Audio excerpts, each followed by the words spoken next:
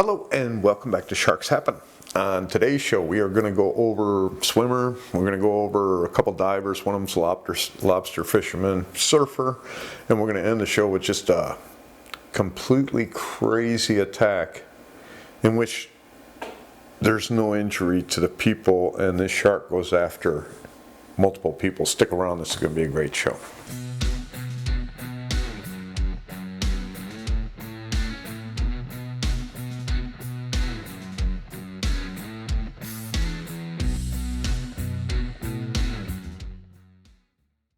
Okay, we'll start at the show. We're going to head over to Southwest National Park, which is over in Tasmania, Australia. The date on the attack is June 22nd of 2012. James Barthy, he is out doing some surfing with a buddy. They're out sitting in the water waiting on a wave.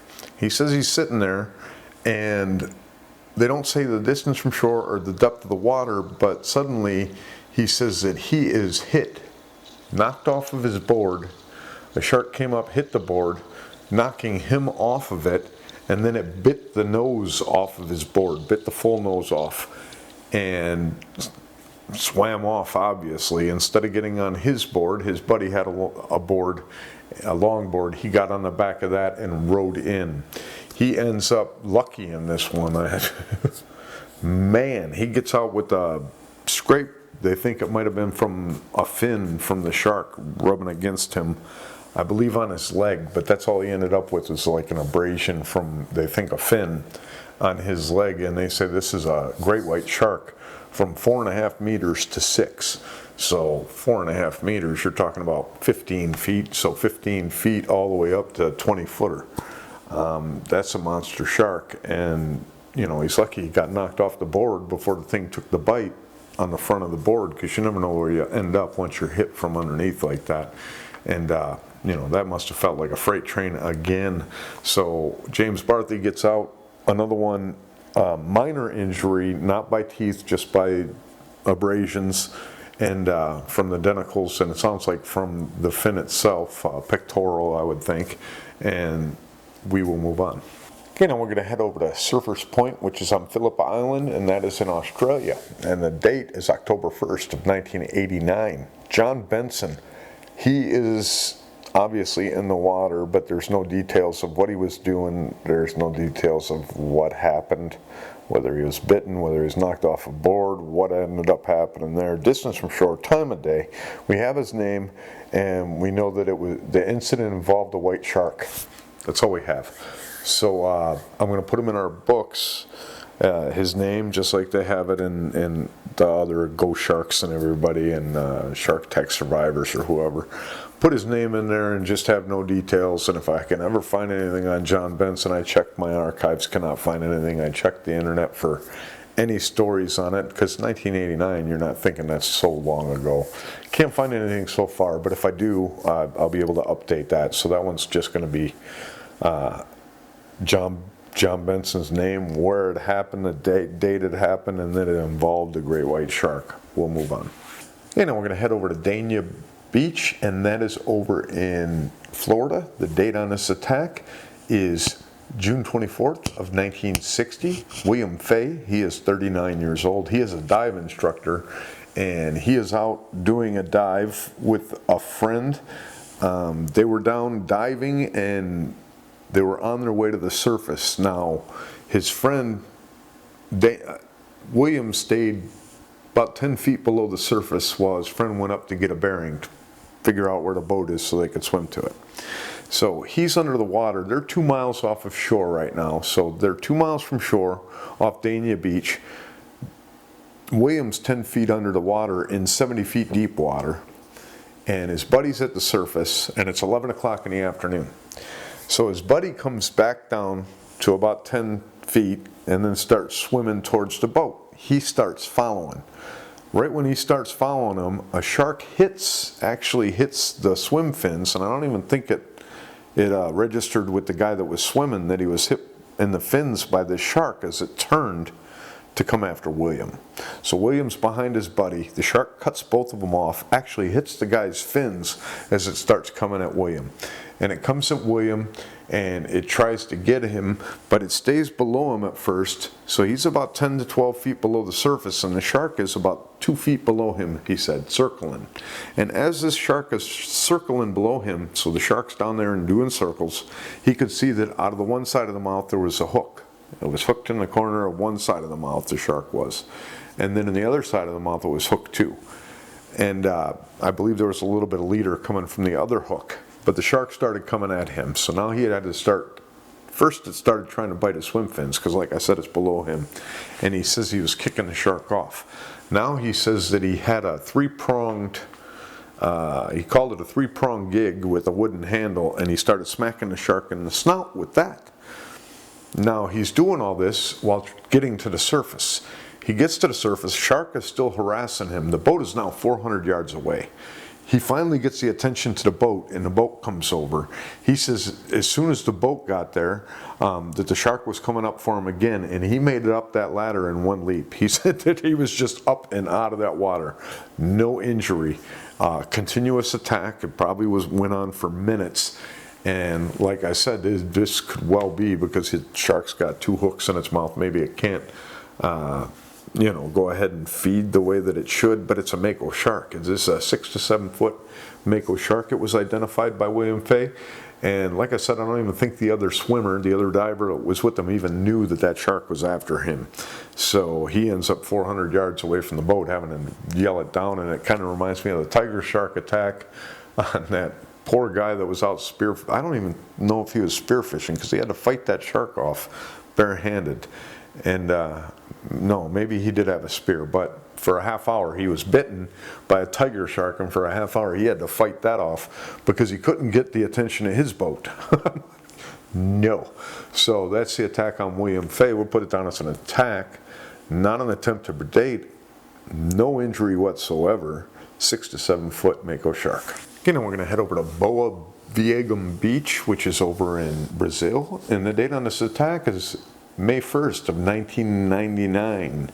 Charles Pires, or Charles Pires, he is 21 years old, and he is out doing some surfing. He's on his board, and he's 70 to 100 yards from shore, and a shark comes up biting him in the leg, dragging him into the water. He's able to fend himself off. He's able to hit the shark a few times. It sounds like he hit it. They said he beat on the shark a few times, so he hit the shark a few times. Shark lets him go. Shark turns around though, so the shark obviously went away from him, turned around, came back, and got both of his hands as he was fending it off the second time. And then he gets himself into shore and gets help. He ends up with a bite to the leg, bites to the hands. The surgeons, he was in surgery 20 minutes after the attack, so they got him in pretty quickly to the hospital. He gets into surgery right away, and the surgeons said that, the people that grabbed him out of the water and policemen and got him prepped and took him in, saved his life. He ends up in surgery and gets his wounds fixed. Like I said, he was bitten in the leg, bitten in both hands, and it's an 8-foot tiger shark. It was, no joke. And these tiger sharks, they're I would say they come back and do that last bite thing where they're done biting you, they leave, and they turn around and they come back and bite you. Probably I see that more with those tiger sharks than anything, and usually the 8-footers, 8 to 10-footers, not the big ones.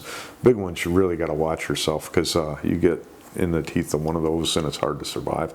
So that's the attack on Charles Pires. An attack, not an attempt to predate. And 8-foot tiger shark, and a tiger shark that size, probably going to test whatever's on top of the water. When they're older, they might get a little bit more picky on what they do, or maybe they don't attack boards as much as they do. But an 8-footer, if there's a bottle, if there's a bird, if there's something on the water, they're going to want to try to test it out. And probably what happened here with Charles, and good thing that he survived that, and without losing something to the shark, because those tiger shark teeth, even for just an 8-footer, they're so sharp, it's too easy to remove something. So that's the attack on Charles, and we'll move on. Okay, now we're going to head over to Bunker Bay Beach. That is over in Western Australia. The date is July 31st of 2020. Phil Mummert, he is 28 years old, and he is out doing some surfing. It's about 2:15 in the afternoon. Witnesses say he is sitting on his board. Next thing they know, they've heard a noise and look over. The shark has already grabbed him by the leg. His board is exploded into pieces, and as soon as the other surfers, there's 3 or 4 other surfers, I believe there's 3 of them, pretty close by. The shark still got him. The shark grabbed him. They can see the board is exploded. These 3 surfers went to him as fast as they could. They got there as the shark was still on the guy. And then the shark let him go and went around and stayed in the area. So Phil was able to see the shark, and he explained it, that he's sitting on his board waiting on a wave, and all of a sudden, boom, he's blasted in the air, but the shark's got him by the leg. And he says witnesses told him afterwards that he hit the shark in the head and in the snout in the process of being bitten in the leg. He was bitten one time, it sounds like, and it sounds like it just destroyed, it exploded the board with the force that it bit his leg and dragged him off that board. So once he was dragged off the board, he says he was laying there and he could see the size of the shark and how big the fin was as it was swimming around him. So the shark stayed in the area, and like I said, his buddies, 3 guys, got to him before that shark even got out of the way. And the shark was off to the side, and these guys, one of them says, "Hey, get on my board." He puts him on there. The other 2 surfers get over there and they all paddle him in. And he gets in. He ends up having to go in and have surgery on his leg.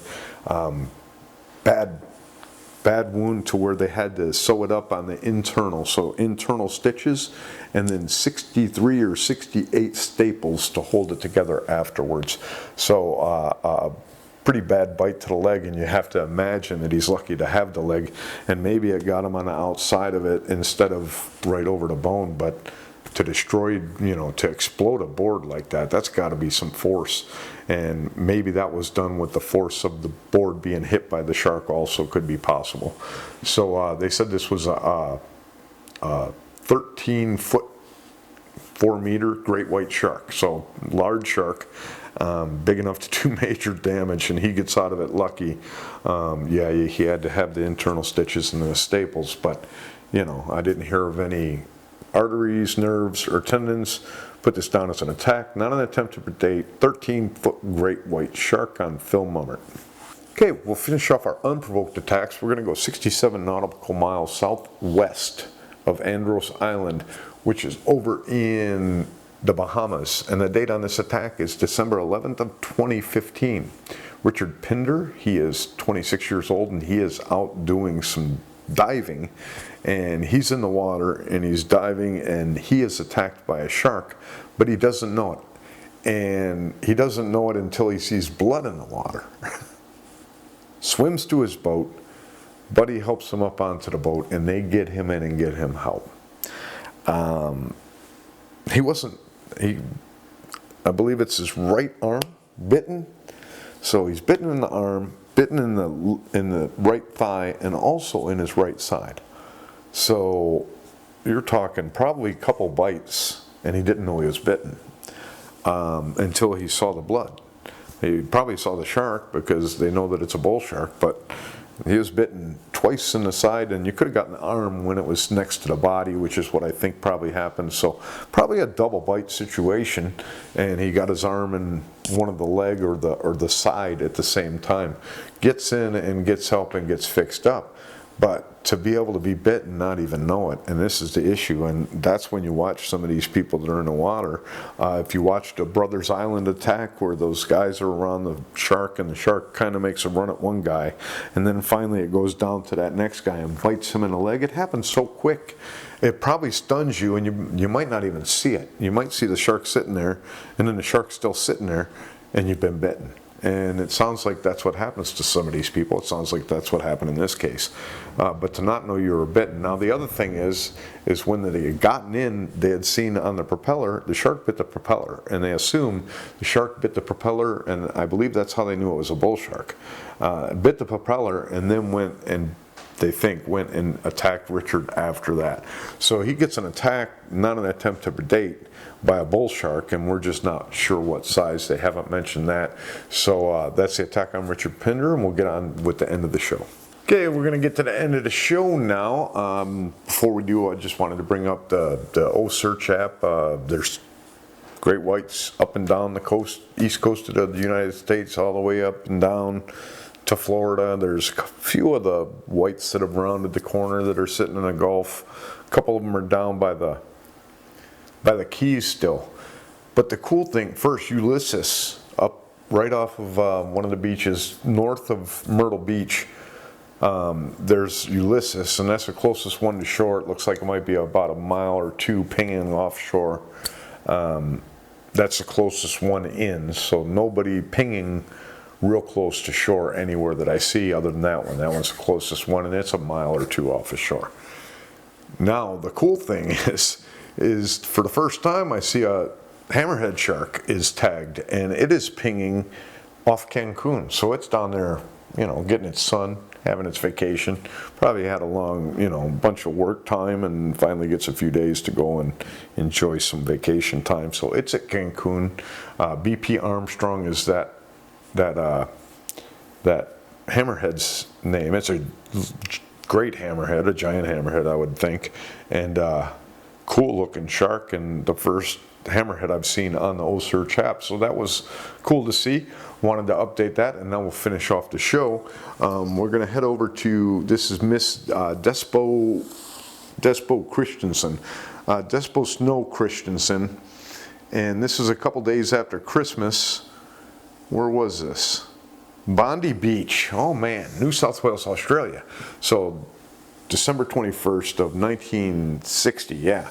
And Miss Despo Snow Christensen, she is standing in the water, and a 10-foot shark comes up at her, and she's standing there, and she freaks out by it coming after her and kind of screams, but the shark, before it comes at her, it just turns away from her and goes at her friend. It gets over towards her friend, and she kicks it in the head, and the shark changes direction and starts heading for kids on the beach.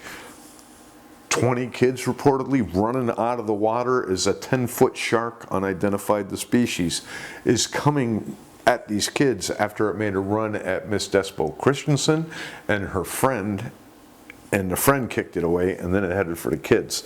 Now there's fishermen on the beach, and they have their spears with them. They're spear fishermen, and they happen to be there in the water as they're seeing these kids running out of the water.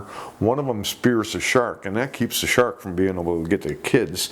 They come up and they kind of lasso the back of the shark with the spear, with the rope that holds onto the spear, and then they dragged it to shore and killed it. So that's how we know that this is a 10-foot shark. They don't identify the species on it. But, this is back in 1960. This had to be just crazy. Could you imagine a 10-foot shark in waist-deep water coming after you, and it veers away and goes after your friend, and they have to kick it?